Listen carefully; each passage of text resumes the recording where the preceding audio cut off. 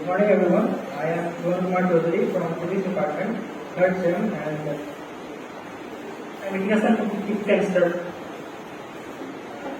Today, on the Day of National Space Day, we are presenting to you our ongoing project of that we named Aspire.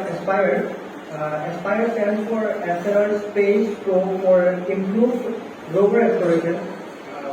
With this, we are trying to solve a problem that is for exploring rovers, exploring asteroids actually.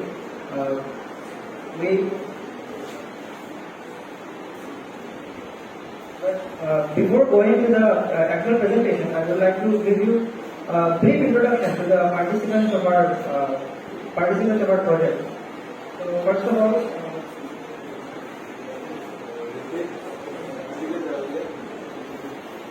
the team comprises of three of us. That is me, that is Pratikta, and that is Pratikta. Pratikta will not be here because of some emergency conditions, but we will try to cover up for him. Yeah, so before we dive into the main project of main subject of this seminar, I would like to give you a brief introduction to why we chose asteroid as our subject, rather than Mars or rather than a moon. The reasons are pretty simple and pretty obvious. These are the three reasons, the three main reasons why we chose to go for asteroid as a subject. Number one being they are full of resources, untouched resources, and they contain metals, water, rare elements, and which are essential to our survival as well. In fact, asteroids consist, the asteroid belt actually, the asteroid belt between Mars and Jupiter, that contains about 100 quintillion worth of rare earth elements that can sustain human life for more than 1,000 years. Also, the asteroid belt contains icy bodies that contain water, and those bodies hold more water than all of the rivers combined of Earth. Then the second point, that is understanding space better, key to understanding solar system origin and evolution. That some scientists believe that our life, even our origin of our solar system, our planets, all we can answer all of these questions from asteroids. They consist of all of those questions, answers to those questions. So, and then the third point, that is opening new paths for humanity and ability on asteroids enables mining, research, and deep space travel. If we can tap into the resources of the resources tapped into an asteroid, we can actually move forward towards deep space travel. We can use the resources available in space, available in asteroids, and we can actually go for deep space travel. It can also enable us to, or it might open up a new branch of physics actually. The resources available there, it might open up new branches of physics for us. So, but all of them,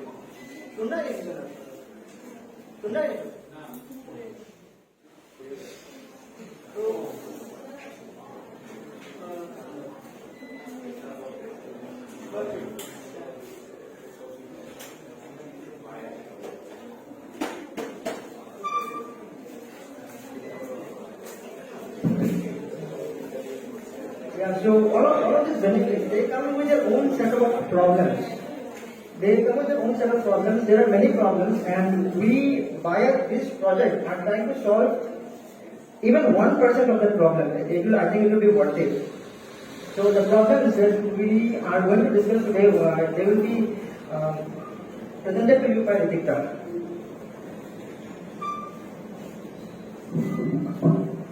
So as I said, there are certain problems we need to keep in mind. So I started. The first problem we face is extreme low gravity. As we know, the space is very long. So the surface, so there will be, so you see the duty is too low. I mean, by too low, and the same problem with this is the surface is full of rocky terrain, and the pebbles, rocks, and jagged rock surfaces spread around. But what happening with this is the robotics, or suppose if there are huge boulders and it has occurred there, or robot may sometimes go upside down, and it may cause damage to our robot. And the next one is the loose memory. The surface of generally the surface of asteroids are covered with loose debris. Loose debris means the surface are covered with loose particles of soil which acts like almost like a fluid. So if the rubber, if you are interested to move the rubber on the surface, the surface of the rubber may sink in. So we need to be careful about it.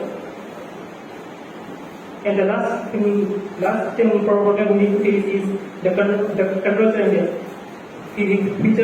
which can arise during the maneuvering of the rover. Currently, we are focusing on these three problems. First one is extreme low gravity, as I said earlier. The second is loose gravity. The third is rocky terrain. So I start with this loose gravity. As I said,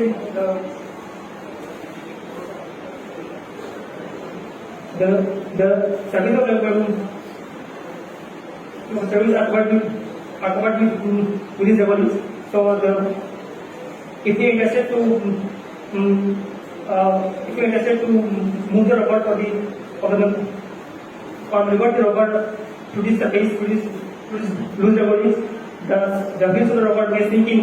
So we need to design the wheels in such a manner that they don't get sinking while moving freely or fluidly through the surface. Also, the surface are covered with rocky terrain along with the loose debris. So the wheels shouldn't be such that the wheels should be such that they sink in. Also, the wheels don't get damaged by this rocky terrain. So you need to keep that in mind. Also, the most hardest challenge we will face is extreme gravity. So I try to explain the effect of gravity by demonstrating a simple example. Suppose we know the force gravity of the surface of the Earth is 9.8 meter per second square, and if you go to the surface of the Moon, it becomes 1/6 of meter per, that is 1.6 meter per second square. And in an average asteroid having a diameter of 16 kilometers or 20 kilometers, the force gravity becomes extremely low. Extremely low, I mean 0.006 meter per second square, which is around 1/1000 times of the part. Extremely low. So suppose I am sitting on the surface of the Earth. If I drop this pen, let's say this height is around 1.5 meters. If I drop this pen, the pen or the marker will take around 0.5 seconds to hit the surface.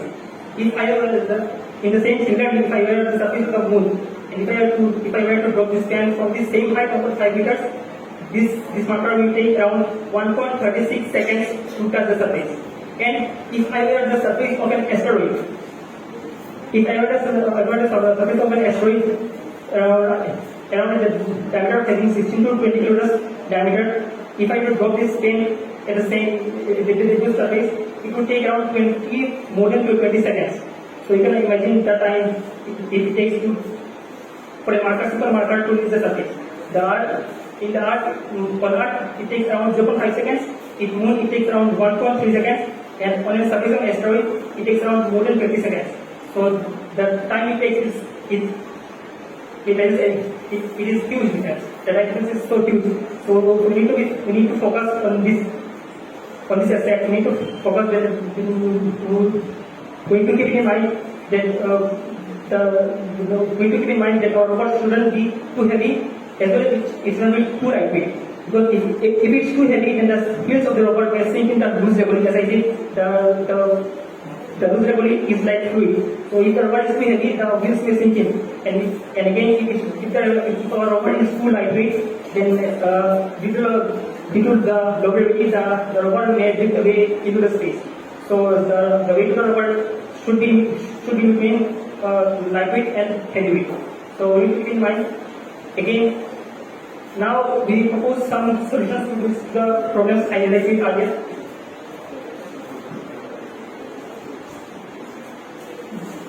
As you can see in the board, there are two problems we propose. The first one is the wheels of the robot.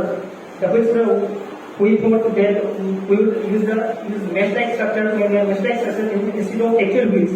So these mesh-like structures, they vibrate and they will vibrate at some rate. Then and the loose regolith just acts like fluid and the mesh sinks inside the regolith and drifts to the regolith. And this way we can move the robot without using actual wheels. And the wheel, as you can see, it is as simple as it looks. It is just a triangular wheel. Regular with flat surface and rounded corners. Rounded corners with having and the third one we use is like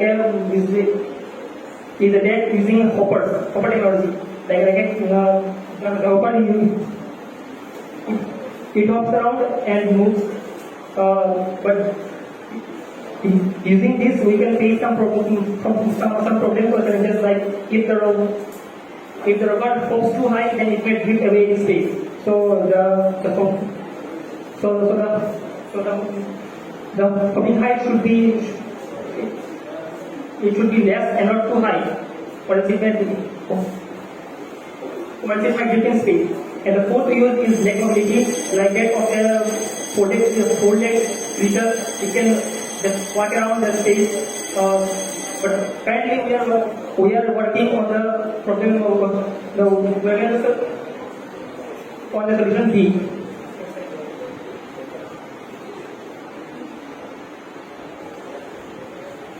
So in the problem B, in the solution B, we use triangular wheels as I said earlier. The surface of wheels we made it flat instead of 20 wheels we made it flat, so we can gain maximum contact with the surface of the regolith. As the wheels are flat, so the surface area is large, and we can make maximum contact with the ground or with the surface of the regolith, and it will help us decrease slippage, and also it will improve the grip of the wheels. Also, the edges of the wheels are curved or smooth instead of pointy, because if the wheels are too pointy, then a large test will follow the point surface, and it may damage the wheels. So we use 20 wheel instead of, we use a smooth wheel instead of using 20 wheels. So this will reduce the damage on the wheels in the long run, and also it will provide enough grip for the wheels to smoothly move along the regolith also in the rocky terrain.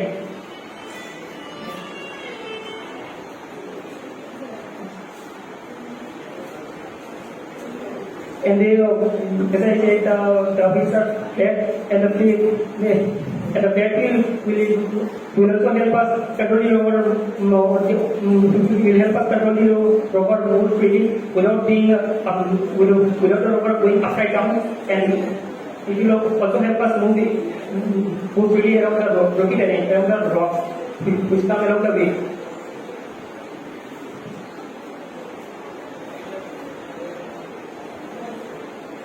We are still working on the project, or we are still working on the model, and we propose a design. As you can see, the board it consists of two triangular broad large triangular wheels, and a cam is attached to the main chip body, and the wheel.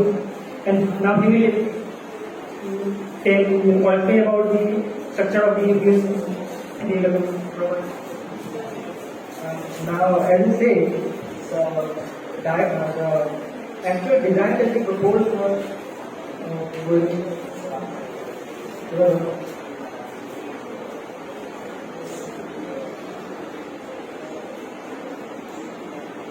out of these four, we chose to go with option B. That is because our calculations for now, we think that we might achieve that level of maneuverability of the rover using option B. So, on that, all of these points, we think they will work for now. And the fourth point, that basically says that we are still evaluating the process. We have not yet finalized what we are going to do at the end. Robot, we might not even go for this, but we have to evaluate if this is even possible or not. So we are also supposed to provide a prototype for this, but due to time constraints, we could not do that. So this is what we have currently in our mind. The robot might look a lot different from this, but for now, this is what we are aiming for. There will be two triangle wheels, there will be a camera module, and the controller and the other modules will be inside the box, as you can see. And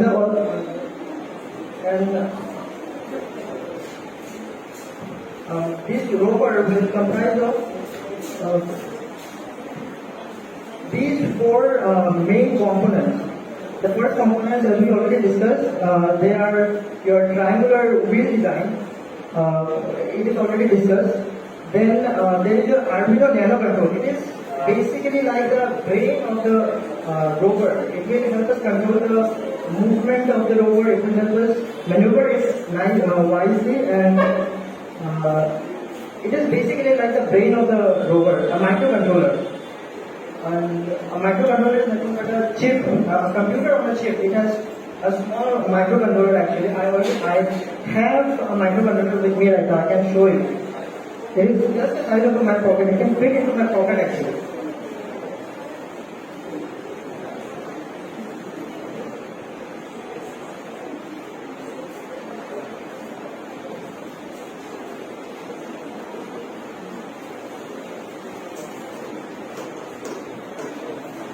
So this is a microcontroller. It is Arduino Nano for now. We are using Arduino Nano because Arduino Nano is pretty cheap, and the robot design, it will keep the robot design light enough to move on the surface of Mars.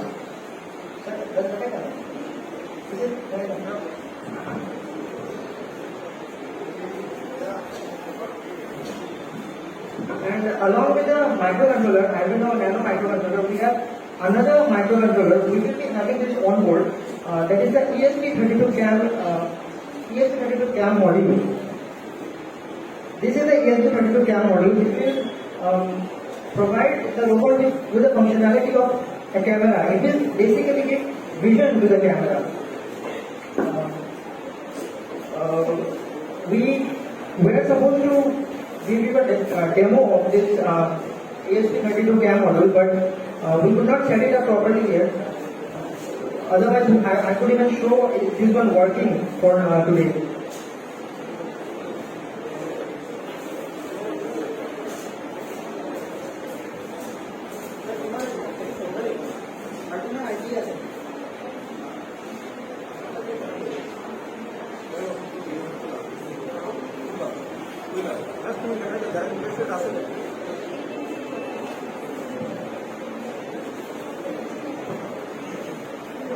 If anyone is interested to see the video, then you can raise your hand.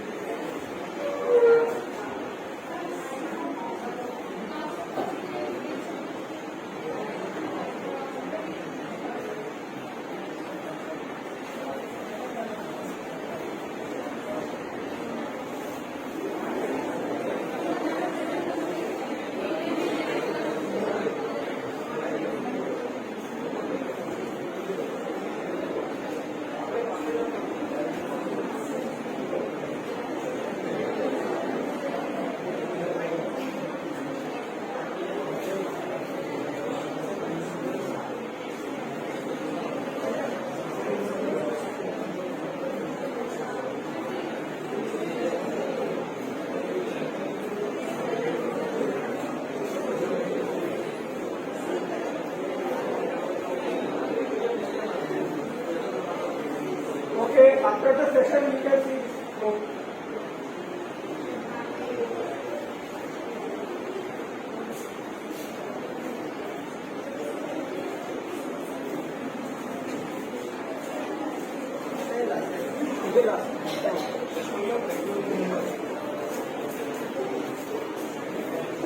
So this was the last slide of the presentation, and after this we have summarized if you summarize the entire presentation, we are basically building a robot that can help in moving or maneuvering in a low gravity environment, as in an asteroid. Thank you.